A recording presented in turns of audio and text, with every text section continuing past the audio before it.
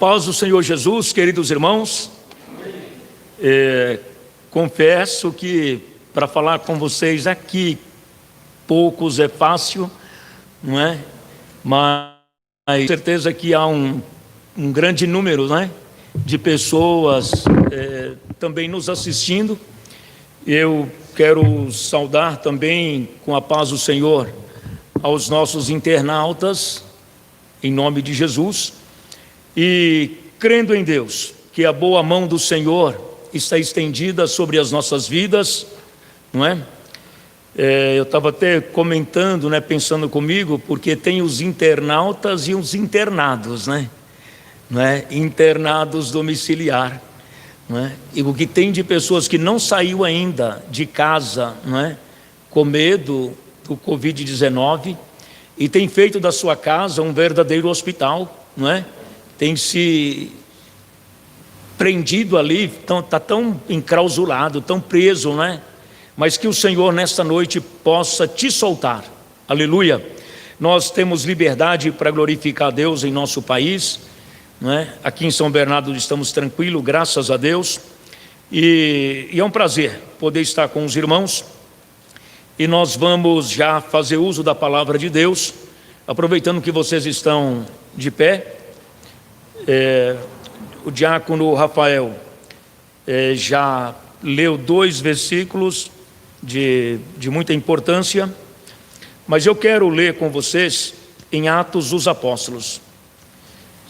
Abre a sua Bíblia em Atos, no capítulo 17. Louvado seja Deus. Nós estamos, como já me antecedeu aqui, o querido irmão, na 10ª aula da nossa lição da Escola EBM, Escola Bíblica Maranata. E quem já encontrou a bendita palavra de Deus, você em casa, faça uso também da sua Bíblia, não é? Tira o pó, espana ela, não é? Pega a sua Bíblia na mão, de preferência, né, uma caneta, um papel, faça anotação, porque isso é muito bom. Versículo 11, quem encontrou diz amém.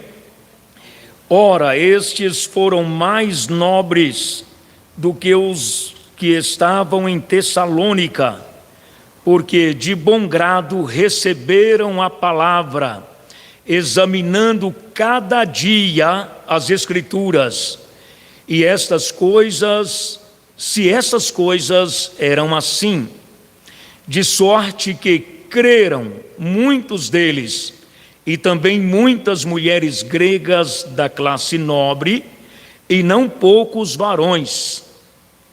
Senhor Deus e Pai, em nome do Teu Filho Jesus, a nós, Senhor, que estamos, aleluia, aos de casa, aqueles que estão, Senhor, aleluia, nos assistindo, nos ouvindo, bendito Deus, manifesta a Tua glória, Senhor, aleluia.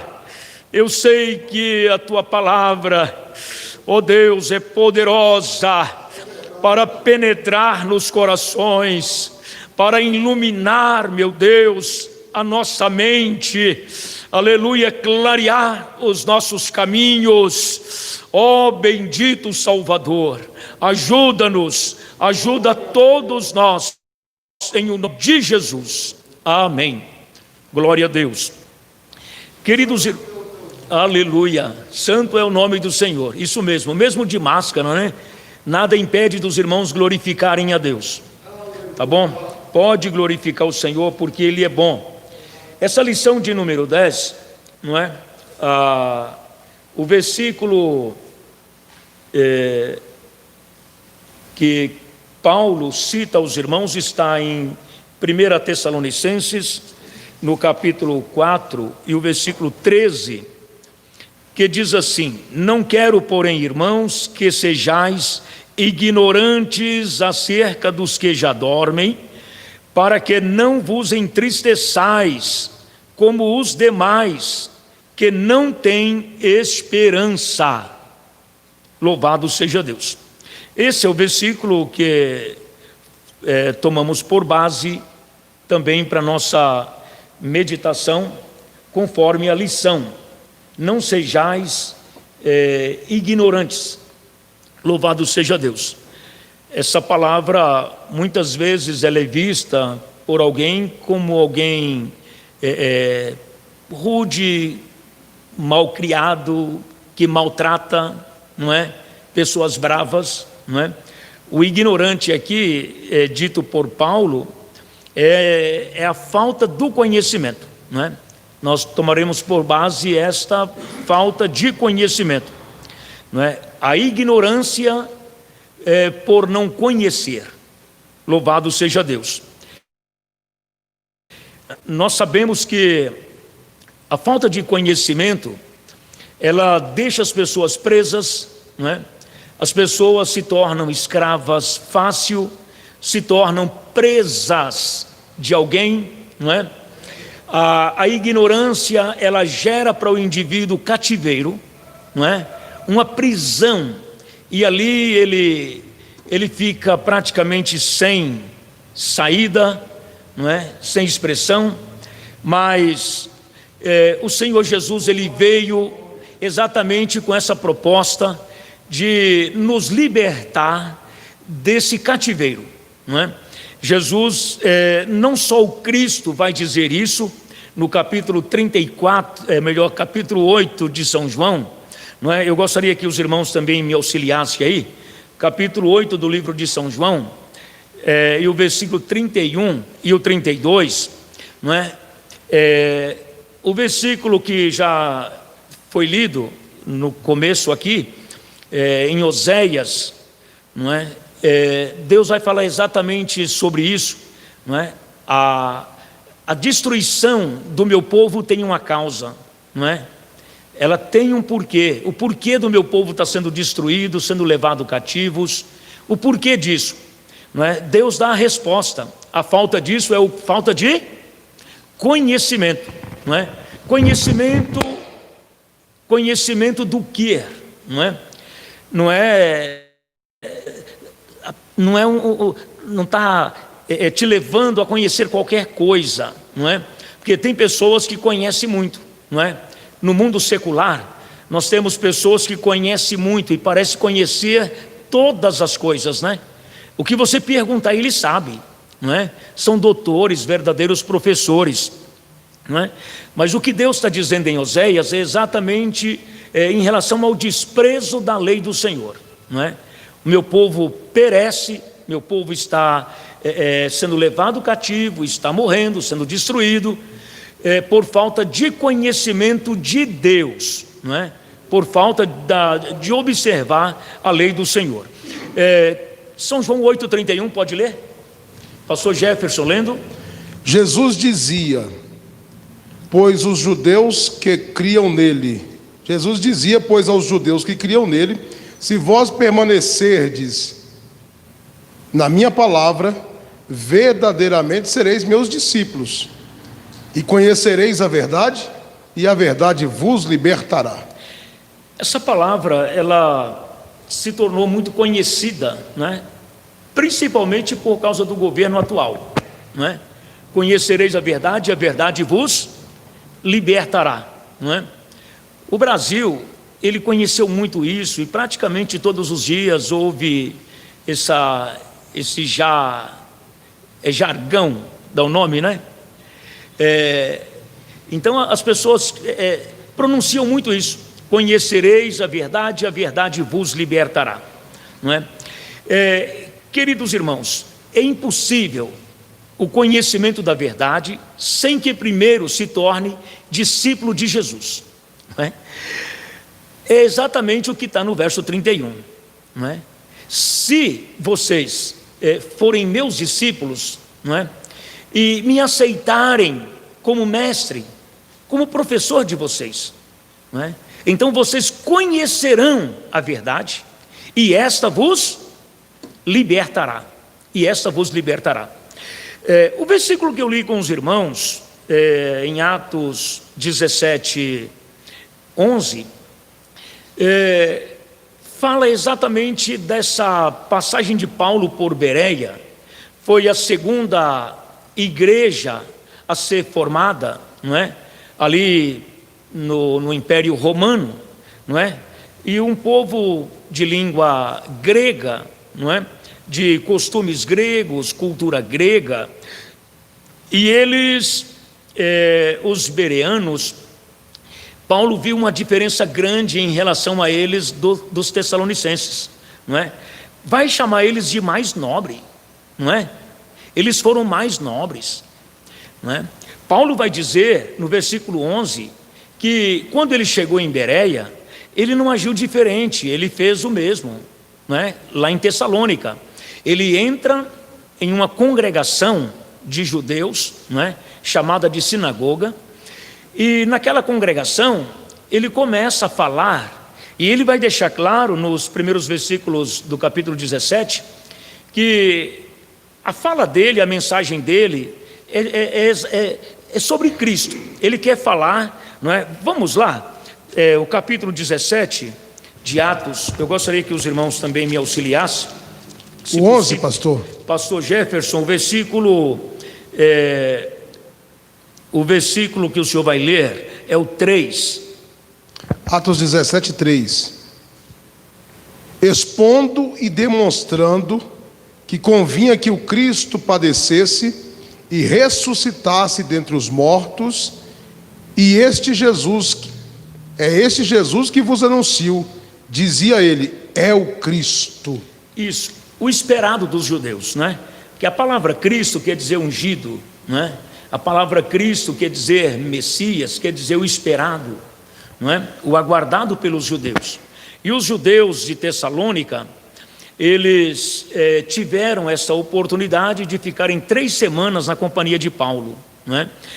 E reunindo sempre ao sábado, Paulo discutia com eles exatamente as Escrituras, não é? As Escrituras. E a proposta da mensagem, da fala de Paulo, era falar do Cristo, não é? Aquele que havia morrido lá em Jerusalém, não é? Que havia ressuscitado ao 3º dia, e Paulo está dizendo, ele ressuscitou de entre os mortos, não é? E este é o Cristo, não é? Este é o Messias, este é o ungido, este é o aguardado dos judeus, não é? E muitos creram, não é? Não só judeus que viviam em Tessalônica, mas também tessalonicenses, não é? De origem grega, não é? De origem grega. Eles receberam Jesus também como Salvador. Aí, como os irmãos conhecem, houve perseguição e ele parte então para Bereia, não é? E ele percebe que os irmãos de Bereia, eles deram uma atenção maior, não é? E com maior diligência, Paulo, ele não só falava, expondo as Escrituras, falando do Cristo, não é? Discorrendo toda a Bíblia, não é? Ele tinha em mão ali o Velho Testamento. Ele estava linkando ali o Velho Testamento ao Cristo, né? Porque o que eles tinham em mão é exatamente o Velho Testamento. Eles não tinham nada mais do que o Velho Testamento, né? E o Cristo para eles era algo novo, né? Para os judeus, esse Cristo, ele foi muito fraco, porque ele deixou se matar, né? Ele morreu e não os libertou do domínio romano. Então, para eles, esse Cristo foi fraco. Mas Paulo está dizendo que ele ressuscitou, né? E está vivo, aleluia. E é em nome dele que os sinais se faziam. E com essa mensagem, eles aceitavam, davam ouvido à voz do Espírito Santo, recebiam Jesus como Salvador e a igreja crescia. Louvado seja Deus. O fato de Cristo ser para os judeus um novo ser celestial, não é? O Cristo, ele devia ser adorado como Filho de Deus. Eles unicista, eles crendo em um único Deus, não é? Conceber o Cristo, o Jesus, como um Deus ou Filho de Deus, várias vezes eles pegaram em pedra para atirar nele, né? E por fim levaram ele à crucificação. E eles seguiram perseguindo, né, os seguidores desse Messias, que eles afirmavam ser falso, não é? Isso para os gregos também não era tão fácil, porque eles já tinham seus milhares de deuses, não é? Tinha lá toda a sua multidão de deuses, mas Paulo, na sua sabedoria, ele usava de algum de algum apego, né? Algum artifício. Ele percebia uma entrada, uma pequena brecha, e então ele começava dali falar do Cristo, porque o Espírito Santo é quem nos dá essa oportunidade. Os irmãos creem nisso? Não é? Lá em Atenas não foi isso, não foi diferente. Quando ele chegou em Atenas, que ele percebeu os muitos deuses e a idolatria, ele se perturba, não é? Logo ele entra dentro de um templo pagão e ele vê vários altares, e vê um que não tem nome, né? Não deram nome para aquele altar, mas ele entendeu, estava lá o Deus desconhecido. Paulo falou: bom, eu vou colocar Jesus aí, não é? A oportunidade de Paulo, não é, de colocar Jesus exatamente ali, não é, naquele altar do Deus desconhecido. E eles se interessaram pela fala de Paulo, e por fim os atenienses também puderam conhecer Jesus, não é?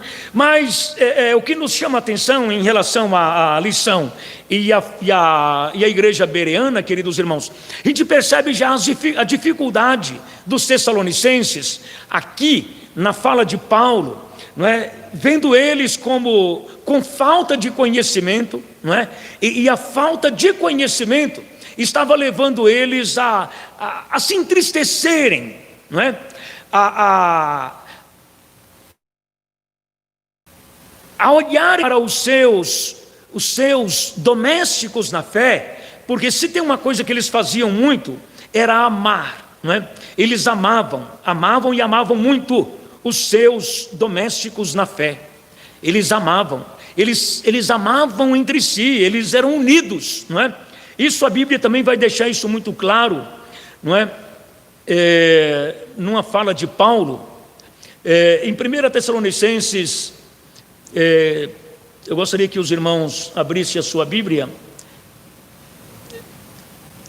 1 Tessalonicenses, capítulo 4, verso 9. Deixa eu confirmar aqui.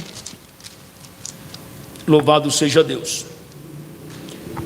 Os irmãos poderão estar lendo.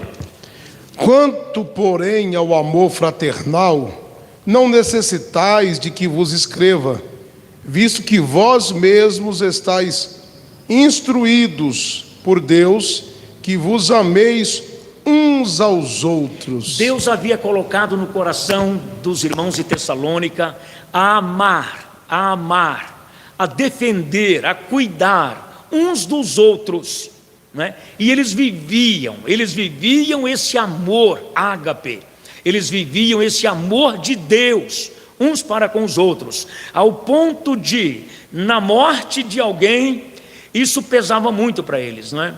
Porque eles receberam, na verdade, a palavra, não é? Eles receberam Cristo como Salvador, mas parece que não tiveram os mesmos cuidados dos irmãos de Bereia, não é?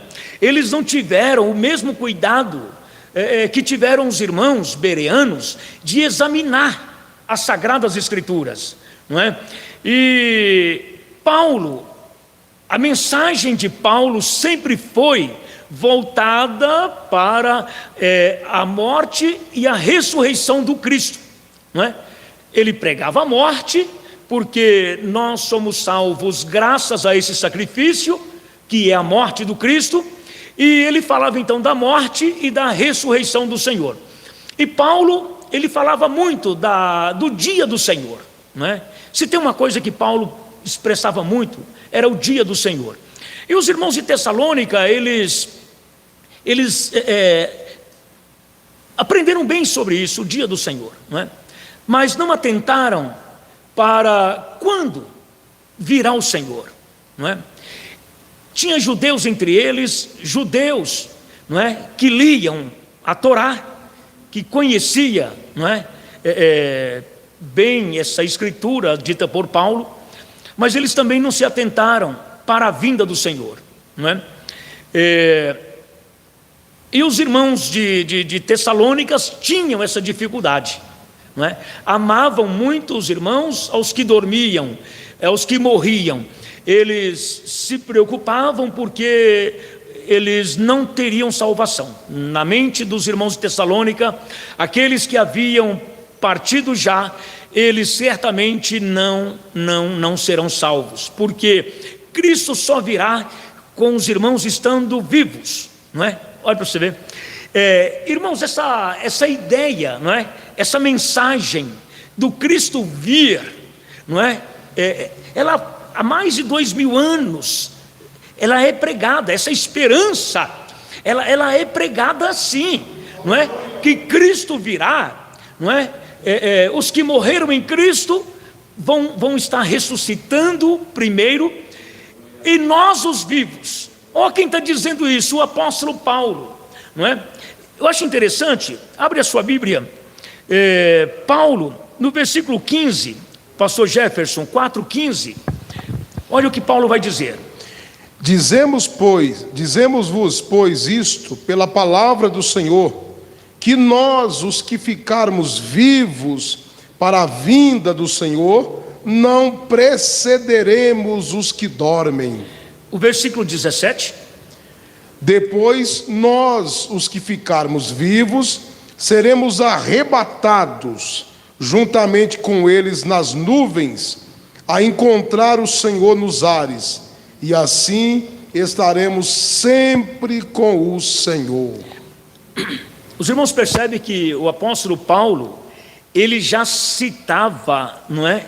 Na ocasião, ele escrevendo aos irmãos, ele já apontava para ele também.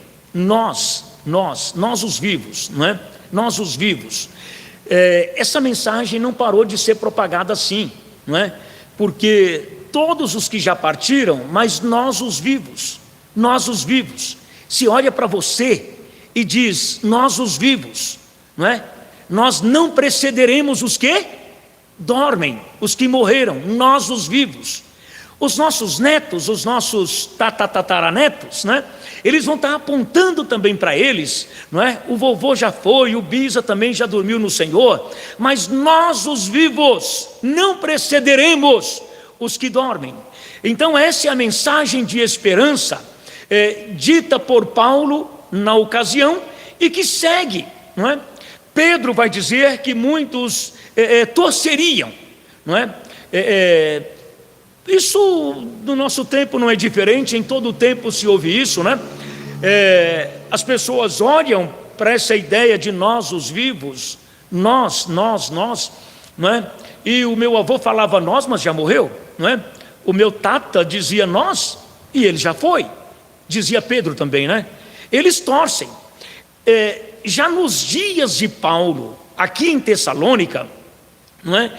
Já surgiu um grupo assim, não é? Dizendo que o dia do Senhor já havia chegado, não é? Que situação! A igreja recém-começada, não é? A igreja de Tessalônica aqui, ela tinha aproximadamente 6 meses, de 3 a 6 meses, quando Paulo escreve essa carta, não é? É uma igreja muito nova, não é? Mas uma igreja apegada ao Senhor, uma igreja que amava a vinda do Senhor, uma igreja cristã, uma igreja cristocêntrica, uma igreja abençoada, louvado seja Deus. Mas tinha lá pessoas que entrou no meio deles, não é? Eles entram sorrateiramente, é isso que a palavra nos recomenda, a vigiar, não é? Porque os falsos mestres, os hereges, eles entram, e nem sempre entram pela porta da frente, não é? Eles costumam entrar pela porta do fundo ou a lateral, cabisbaixo, não é? Assim, com bastante humildade, e eles estão ali, mas está a serviço do diabo e não a serviço de Deus. Pastor Jefferson, podemos ler em louvado seja Deus. capítulo 2, segundo Tessalonicenses 2, 1, 2 e 3. Ora, irmãos, rogamos-vos pela vinda de nosso Senhor Jesus Cristo e pela nossa reunião com Ele, que não vos movais facilmente do vosso entendimento, nem vos perturbeis, quer por espírito, quer por palavra, quer por epístola, como de nós, como se o dia de Cristo estivesse já perto. Ninguém de maneira alguma vos engane, porque não será assim, sem que antes venha a apostasia e se manifeste o homem do pecado, o filho da perdição. Os irmãos percebem que Paulo, ele se preocupou muito, né? Porque ele sabia que os irmãos, eles eram cristãos, tinham sua fé arraigada, não é? Enraizada no Senhor. Eles haviam aprendido bem, não é? A mente deles já estava moldada, não é? Como um verdadeiro cristão. Mas Paulo via o perigo deles se demoverem, não é? Deles deixarem, não é? de ouvirem a verdade, de seguirem a verdade e dar ouvido a esses falsos mestres que já estavam ali. Paulo teve interesse de ir, desejou muito estar com os irmãos, mas Satanás o impediu.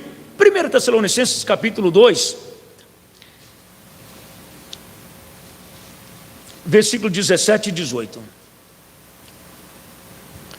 Nós, porém, irmãos, sendo privados de vós por um momento de tempo, de vista, mas não do coração, tanto mais procuramos com grande desejo ver o vosso rosto.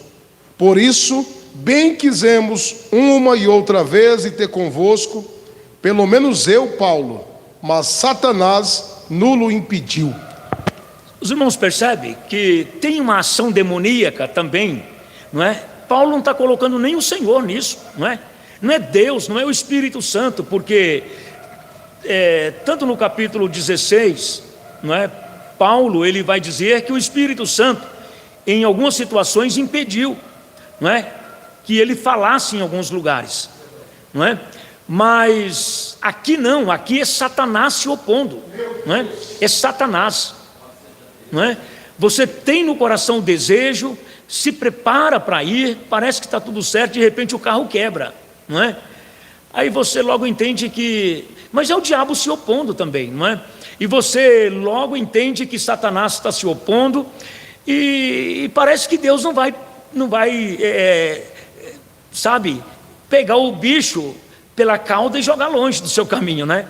Ele vai deixar esse jacaré gigante aí, não é? Bem no seu caminho, não é? Mas ele envia Timóteo, e parece que Satanás não se interessou muito, não é? Em atrapalhar a vida do Timóteo. Timóteo vai até eles, e Timóteo é quem vem trazendo essas novas, né, ao apóstolo Paulo.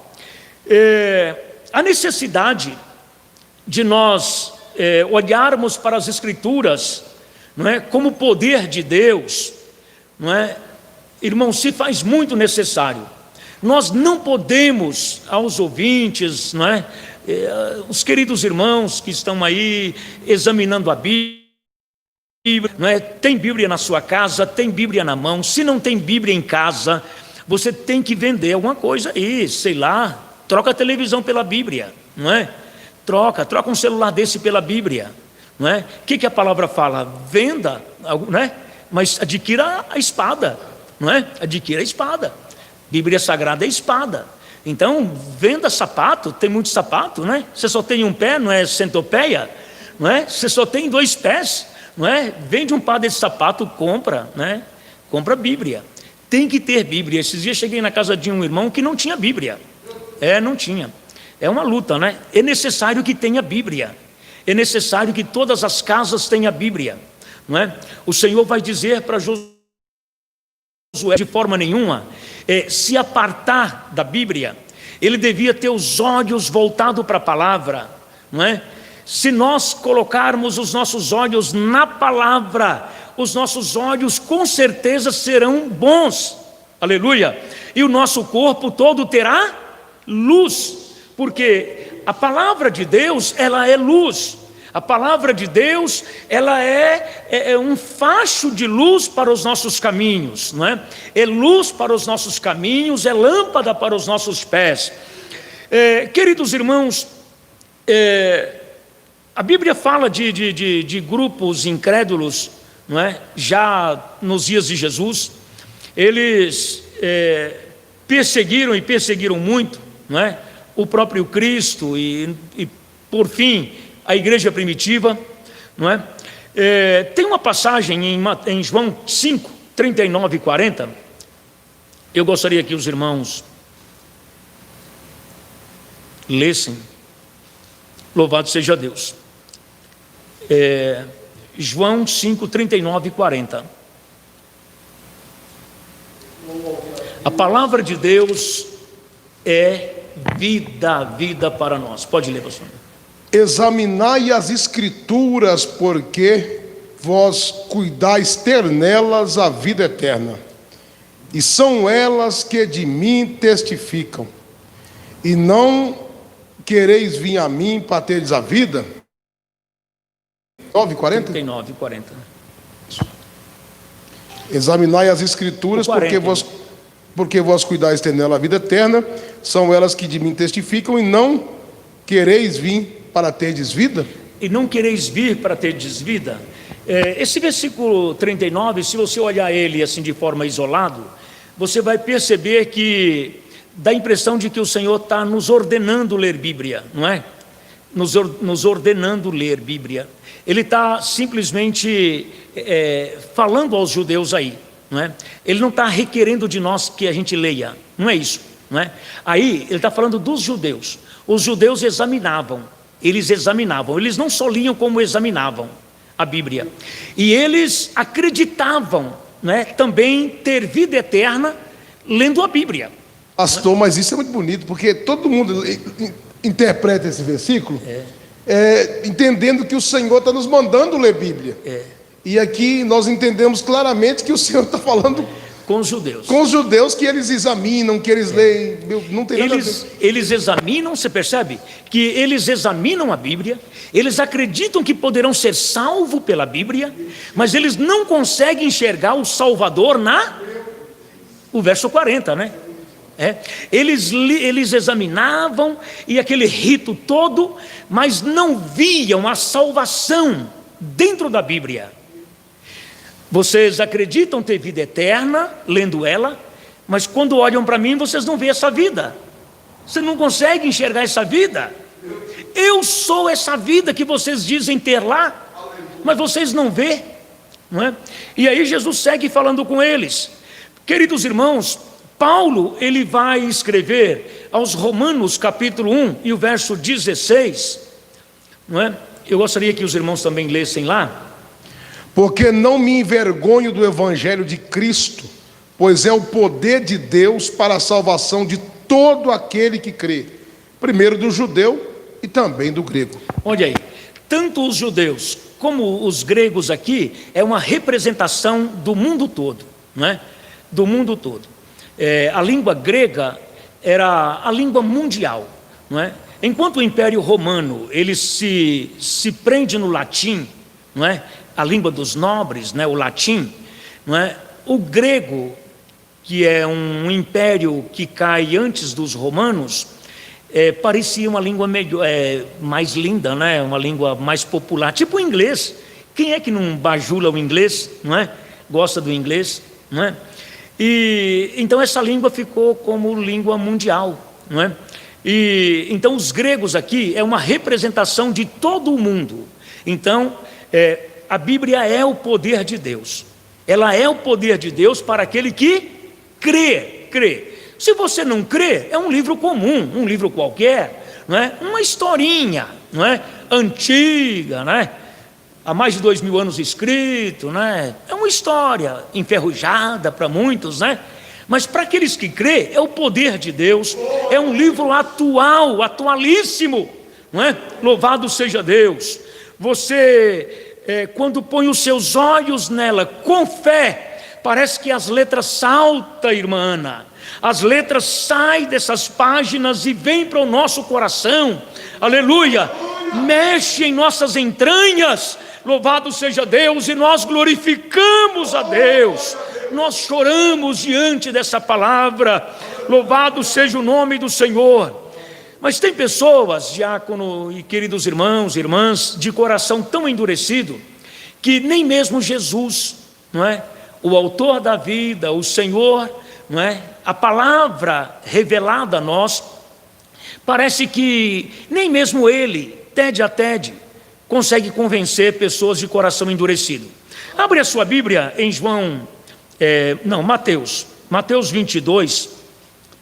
Mateus 22, 23 e 29. Os saduceus. É uma racinha que não se extinguiu, não é? Parece que lá atrás não houve mais a palavra saduceu em nossos dias, mas eles estão aí. Pode ler, pastor. No mesmo dia chegaram junto dele os saduceus, que dizem não haver ressurreição, e o interrogaram. Jesus, porém, respondendo, disse-lhes: errais, não conhecendo as Escrituras, nem o poder de Deus. Será que essa palavra errais, não é? O peso dessa palavra, nós lendo assim, dá a impressão de ser simples, é a ideia do errado. Você está errado, você está numa rota, num caminho errado, não é? O errais aqui é Jesus dizendo para eles: vocês estão caminhando para o abismo. Vocês têm Bíblia, vocês são judeus, não é? Era um grupo, você entendeu? Que se auto-intitulou saduceus, não é? E que examinavam também as Escrituras, isso é, liam a Bíblia, mas parece-me que de ponta cabeça. O caminho estava errado, né, pastor? Muito errado. Aquilo que escreveu Isaías no 55:7: deixe o ímpio o seu caminho, e o homem mau os seus pensamentos. Exatamente isso. Por que ímpio, né? O ímpio é aquele que com muita habilidade e conhecimento pratica maldades dentro da igreja, não é? A impiedade, ela não é praticada ela é mais vista dentro da igreja pelos crentes, não é? Pessoas que conhecem a palavra e que torce ela e pratica o mal, não é? Sendo conhecedores da verdade, esses são os verdadeiros ímpios. São os que praticam a impiedade, e eles torcem e erram o caminho, não é? Os saduceus, eles viviam completamente a cada dia se distanciando, errados, não é? Eles não tinham norte, não é? Eles estavam que à deriva, não é? E Jesus está dizendo: vocês erram, vocês estão errados. Ei, acorda, olha para mim. Aleluia. Eu sou a luz, olha para mim. Não é? Glória a Deus. Vocês estão errados. E Jesus é o mestre, Jesus é o Salvador, Jesus é a revelação de Deus para nós. Aleluia. Está diante deles dizendo: eu sou a luz, sou o caminho, eu sou a verdade, eu sou esta palavra, eu sou a vida eterna. Vocês estão trilhando um caminho que não é o meu, que não vai me encontrar. Vocês erram. Aleluia. O que fizeram? Eles deixaram o caminho errado e vieram para Jesus. Foi isso mesmo? Não. Eles deram meia volta e não vieram mais perturbar Jesus, é o que está dizendo aí. Deixaram de vir perturbar Jesus, não é? Mas seguiram com seus caminhos errados. Paulo, sabendo da dureza desse grupo, irmãos, ele vai usar disso no juízo, não é? Atos capítulo, abre a sua Bíblia, Atos capítulo 23, versículo 6. Eu gostaria que o pastor Jefferson lesse 3 versículos de 6 a 9, porque Paulo está em aperto. Lá tem fariseus apontando ele não é? Vamos matar o Paulo, mas tem também os saduceus. Saduceus e fariseus. Saduceus e fariseus. Eles certamente se vestiam diferente, eles eram completamente, sabe, diferentes entre si, né? Os fariseus, vocês sabem, né? Aquela roupa longa, né? Aquela coisa de muita santidade. E os saduceus já era mais político, era mais helenista, sabe? Eles vão nascer lá no período antibíblico, com Antíoco, não é? Com Antíoco, com os como chama lá? Os dominadores dos judeus, ao vencer Antíoco, me ajuda aí? Não é? Os macabeus, lembra dos macabeus? Já falamos isso aqui em uma ocasião. Então, no tempo dos macabeus é que gera esse grupo, fariseus, saduceus, não é? Enquanto uns parecia ficar mais próximo da Bíblia, o outro se distanciou, não é? Ficou muito politizado, não é? E voltado para a política, que é esses saduceus. E aqui Paulo vai se defender. Paulo, eu vou rachar no meio. Vou deixar guerra com eles. Porque para vencer é melhor com menos, dizia Paulo. Olha a inteligência de Paulo. Porque Jesus fez isso em algumas guerras, o inimigo lutou contra ele, mesmo Israel saiu ilesos. Não é? A mesma coisa aconteceu aí. Você entendeu? Quando Paulo viu lá os inimigos unidos, né? Vocês estão unidos aí, como feras, né? Para me pegar, mas eu vou dividir vocês, não é? Isso. Leia, pastor. Vamos lá, irmãos, Atos 23, os 6 aos 9. E Paulo, sabendo que uma parte era de saduceus, outra de fariseus, clamou no conselho: homens irmãos, eu sou fariseu, filho de fariseu, no tocante à esperança e ressurreição dos mortos sou julgado. E havendo dito isto, houve dissensão entre os fariseus e saduceus, e a multidão se dividiu, porque os saduceus dizem que não há ressurreição, nem anjo, nem espírito, mas os fariseus reconhecem uma e outra coisa. E originou-se um grande clamor, e levantando-se os escribas da parte dos fariseus, contendiam dizendo: nenhum mal achamos neste homem, e se algum espírito ou anjo lhe falou, não lutemos contra Deus. Olha a inteligência de Paulo, né? E vai usar exatamente esses contrários, né? Os errantes, não é? Os saduceus errantes, não é? Para aliviar essa carga aí no julgamento. Voltando para a nossa lição, por causa do nosso tempo, né? A esperança da igreja é o arrebatamento. A esperança da igreja é a ressurreição dos nossos entes queridos, salvos. Infelizmente, nós temos bastante entes queridos, né? Que nós já temos chorado a morte deles e ainda vamos chorar a morte de alguns, e choramos até com um pesar maior, aqueles que recusam Jesus, não é? Que ouvem a bendita palavra, nós insistimos, não é? A gente prega para eles, convida eles a aceitar Jesus, eles rejeitam, e por fim, eles morrem. Oh, que luta, que dor no nosso coração. A gente sabe que eles terão que enfrentar o juízo severo de Deus, não é? Eles não virão no arrebatamento da igreja para juntos subirmos ao encontro do Senhor nos ares. Queridos irmãos, os judeus criam, não é? Davi, tem uma passagem em 2 Samuel 12, né? Eu gostaria que o irmão me ajudasse aí. Louvado seja Deus. É isso mesmo? 2 Samuel 12. Davi vai estar orando, 19 ao 23. 19, pode ler, pastor. Viu, porém, Davi que seus servos falavam baixo, e entendeu Davi que a criança estava morta. Pelo que disse Davi a seus servos: está morta a criança? E eles disseram: está morta. Então Davi se levantou da terra, se lavou, se ungiu, mudou de roupas e entrou na casa do Senhor e adorou. Então foi à sua casa, pediu pão, e lhe puseram pão e comeu. E disseram-lhe os seus servos: que é isto que fizeste? Pela criança viva jejuaste e choraste, porém depois que morreu a criança, te levantaste a comer pão. Mais um. E disse ele: vivendo ainda a criança, jejuei, chorei, porque dizia: quem sabe se Deus se compadecerá de mim e viverá a criança? Porém agora que está morta, por que jejuaria eu? Poderia eu fazê-la voltar? Eu irei a ela, porém ela não voltará a mim.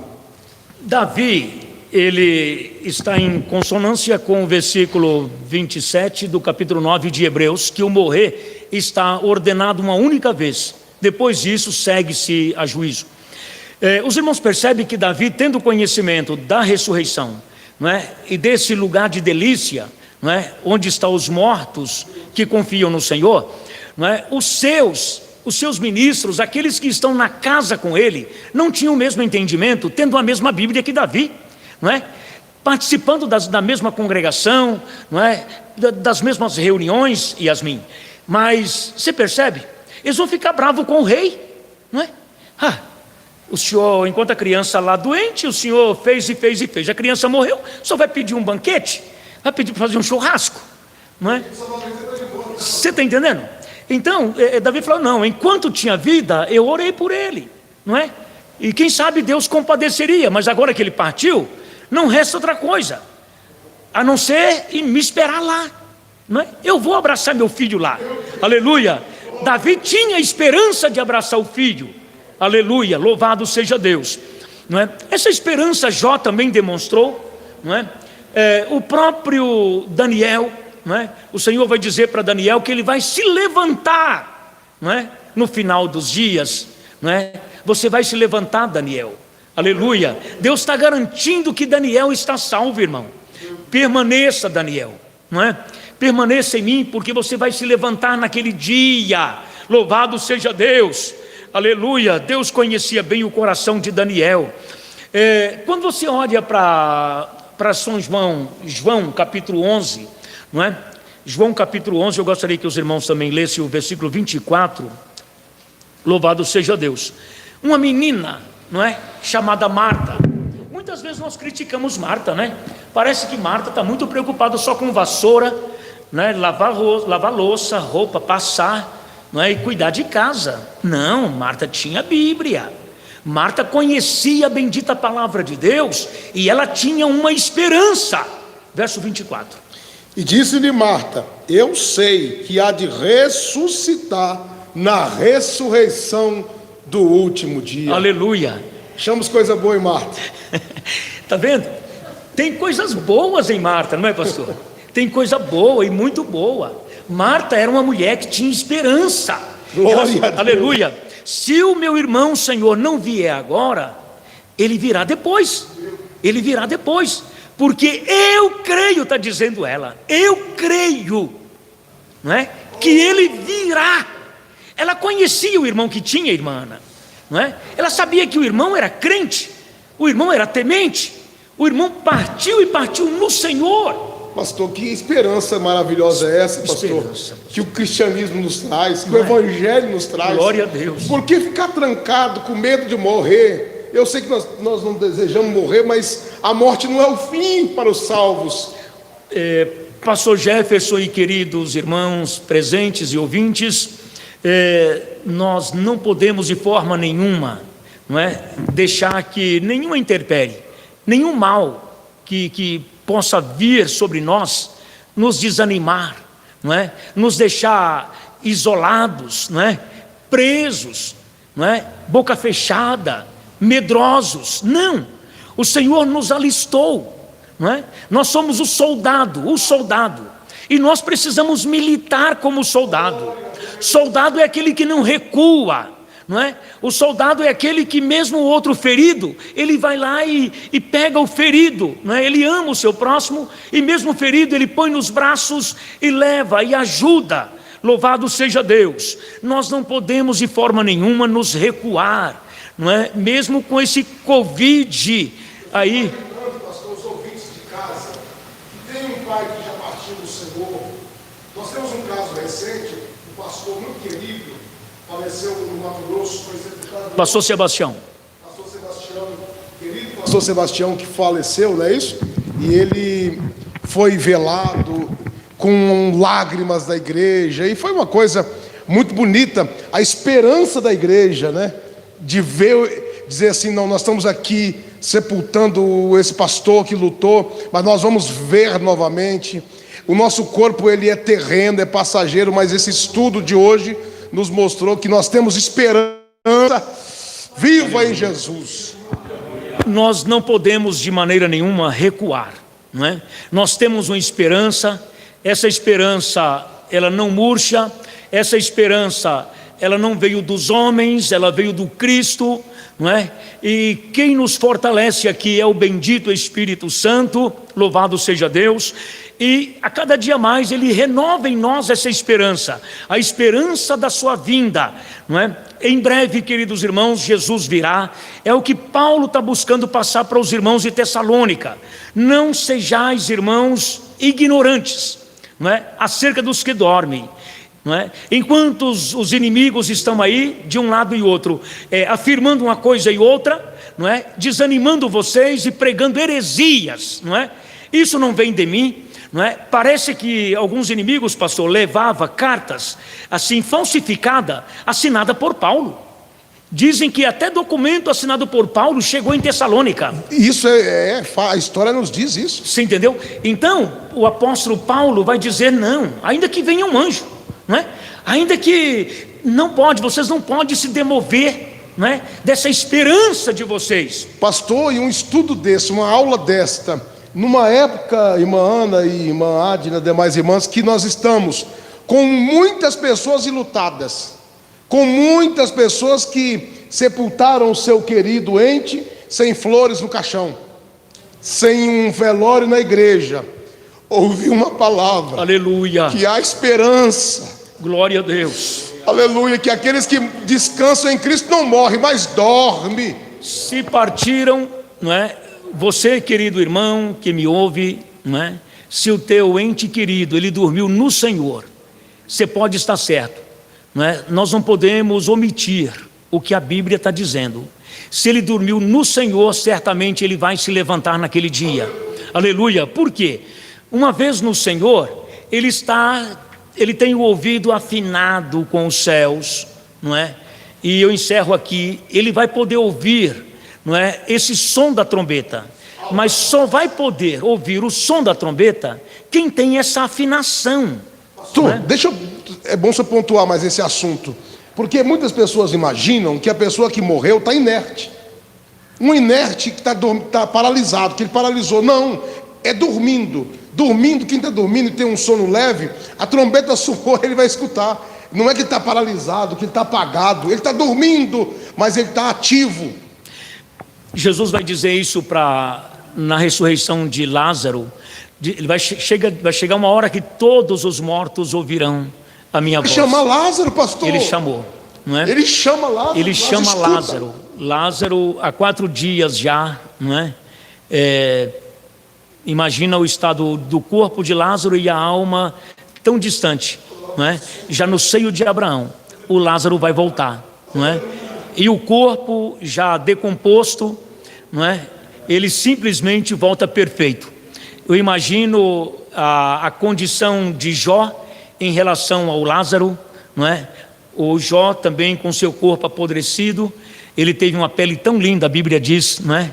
Tão rejuvenescido aquele corpo, e o Lázaro também, agora saudável, não é? Eu olho para a filha de Jairo, a Bíblia diz que quando ela ressuscita, aquele mal que levou ela à morte, alguns dizem ser um câncer de estômago, não é? E provavelmente tinha a ver sim, não é? Com alguma coisa do estômago, porque ela não podia se alimentar, e no ato que Jesus ressuscita ela, tendo aquele corpo já fraquinho e com muita fome, Jesus já logo diz, pode dar comida para a menina, não é?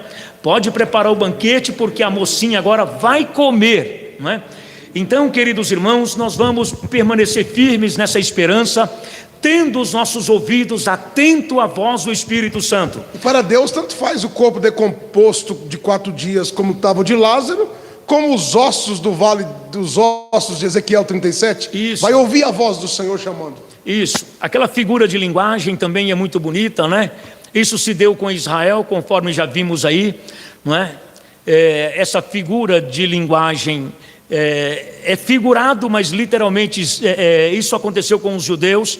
Eles não viam mais esperança, 2000 anos distante da sua pátria, não é? Só que muitos judeus tinham no coração esperança, né? Não deixou apagar. Alguns, né? Uns diziam assim, né? Nós iremos, o ano que vem nós estaremos lá em Sião, o ano que vem estaremos em Sião, o ano que vem estaremos em Sião. E nunca se deu isso, né? Passou 2000 anos. Mas tinha aqueles que já se deu por vencido, né? Morreu, nós acabamos e só resta ossos, né?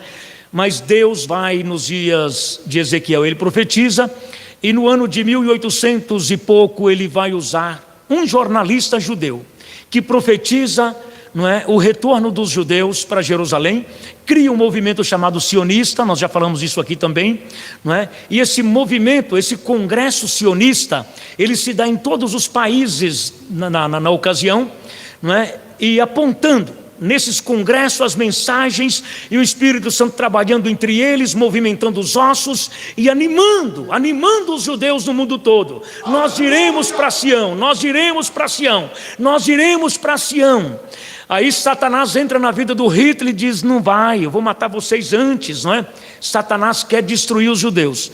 Morre lá os 6 milhões de judeus, mas um remanescente vai para Sião, sim, aleluia. Forma-se o Estado de Israel, que trouxe muita alegria e despertamento para a igreja, batismo com o Espírito Santo e muita esperança, aleluia, de ouvirmos em breve o toque da trombeta. Que Deus abençoe os irmãos.